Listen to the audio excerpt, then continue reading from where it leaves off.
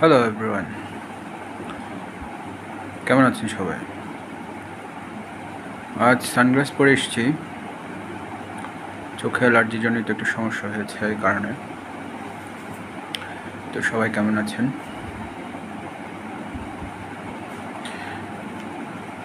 তো আজ আপনাদের সাথে কিছু বিষয়ে শেয়ার করতে আসলাম। মূলত আজকের দিনের আলোচিত বিষয় ছিল আমজনতা দল তারেক রহমান। সে মূলত আগে গণ অধিকার পরিষদের সাথে জড়িত ছিল, পরে তাদের নেতৃত্বের প্রতিযোগিতা বা দ্বন্দ্বে তারা দ্বিধাবিভক্ত হয়ে যায় এবং পরবর্তীতে গণ অধিকার পরিষদ দুটি শাখা আবার পুনর্মিলন ঘটে, কিন্তু তারেক রহমান ফিরে যাননি। তিনি তার ভক্ত, অনুরাগী এবং কর্মীদের নিয়ে আলাদা একটি দল গঠনের প্রচেষ্টা চালাচ্ছেন। তিনি আশা করেছিলেন তিনি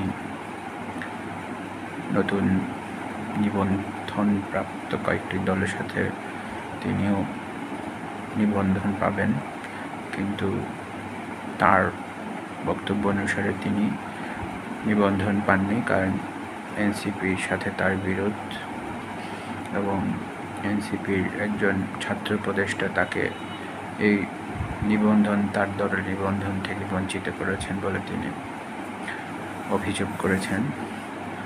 তো আজকে দ্বিতীয়টি বিষয় হলো চট্টগ্রাম ৮ আসনে এমপি মনোনীত প্রার্থী বিএনপি থেকে জনাব এরশাদুল্লাহ গুলিবিদ্ধ হয়েছেন সন্ত্রাসীদের দ্বারা অথবা দলীয় মনোনয়ন প্রতিযোগিতার সংঘাতে তার একজন কর্মী নিহত হয়েছে এবং তিনি গুরুতর আহত হয়েছেন। বর্তমানে হাসপাতালে ভর্তি আছেন।